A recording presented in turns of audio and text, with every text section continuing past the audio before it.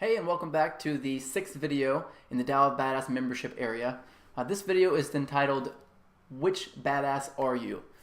Which Badass Are You? And what we're going to do here is we're going to tap into your personality type and figure out where your natural strength is for attraction. It may not be what you think it is, and it probably is not what you wanted, because usually we tend to want the thing that we don't have. So I'm going to go into that now. There are two core sort of meta frames, and by meta frames I mean concepts that overlap everything else in our behavior, that sort of underlie everything.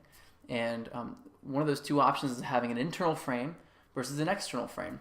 Now, I'm going to go ahead right now and demystify the confident, internally framed man. Now, you're born with either an internal frame or an external frame. Basically, I mean, you are brought up and it sort of becomes a part of you and you cultivate it, but your natural tendency is really developed between the ages of, we think, between the ages of 3 and 7 to either have an internal or an external frame. Even some people say that you were born with it and it's kind of a template and that it's passed down through generations like a gene. Either way, you can recognize which one it is and you can sort of change it, or you can buy into it and really think use its power to your advantage. Now, internal frames and external frames are very interesting. External frame people tend to really want internal frames. They really want to be able to walk up to a woman, say whatever they want, and not be emotionally affected by it, and just they feel like that's the ultimate confidence. And then internally framed guys really want the external frame, because the external frame allows them to sit down and talk to a woman and connect with her on an emotional level. Also allows them to have really solid relationships when you have an external frame, as well as a lot of other really powerful things. So most of the people watching this video will be externally framed. Some will be internally framed, and the internally framed people typically have a hard time paying attention.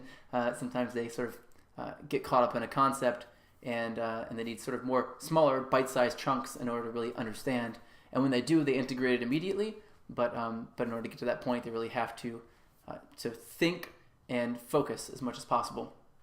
So here's how we're going to find out whether or not you're an internal or external frame. I'm going to ask you a question. I want you to think about it.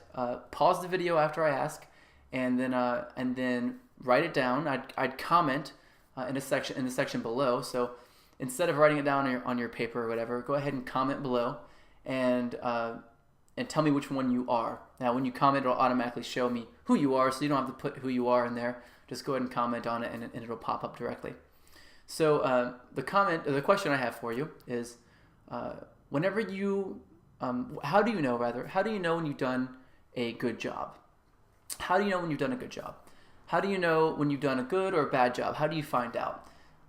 Go ahead and pause the video now and think about that. Write it in a comment and hit submit. And as soon as you're done, press play again and continue to watch the video. So go ahead and pause that now and write that comment now. Go.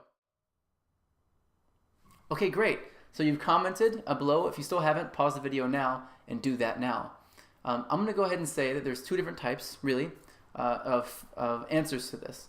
There's one that says, well, I ask my friend, or I show somebody, or I sort of talk to somebody about it, and when I get some approval from people, then I feel like I've done a really good job.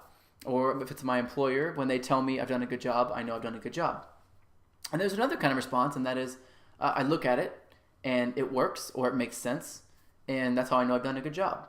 So these are very, very different answers. If you look at it and it makes sense to you, in order to know that you're actually internally framed, if you look at something, it makes sense, you like it, and everyone else hates it, but you like it, and it doesn't affect you anywhere inside. To be very honest here, it doesn't affect you, it doesn't make you feel weird. You're just like, no, you guys are wrong, and this is good. Then you're internally framed. If you show it to somebody else and they say it's good and then you feel like it's good, then you have an external frame. I have an external frame. I show other people my stuff, and then they give me feedback, and I feel like I've done a good job or a bad job, which is one of the reasons why I ask you to comment below, because I have an external frame, and I don't know if I've done a good job until someone says, hey, this is kick-ass. I really like it a lot. And I don't know if I've done a bad job until someone says, I didn't really understand this, and maybe you could be a little more clear. Maybe you could shoot another video as a response in here to sort of add it so that we can get that video and really understand things a little bit better. and then I know, okay, I have to do a better job here. So here's what happens. Because I have an external frame and I walk into wherever I'm going, a club, a bar, a coffee shop, wherever, a bookstore, and if I get shot down by somebody, my natural instinct is going to be to feel like crap, to believe that I'm not attractive because the feedback that I got was that I'm not attractive. So what I've had to do in order to actually gain an internal frame is I've had to learn how to compartmentalize that response from people and to say, well, this person's opinion is worth more than this person's opinion to me. And it's really interesting the way that I do it. I hold people who have built rapport with me and have a connection with me emotionally in higher regard than I do people who I've just met. So that's one way that I've made myself a little bit more internally framed and still have the ability to connect in the way that I do.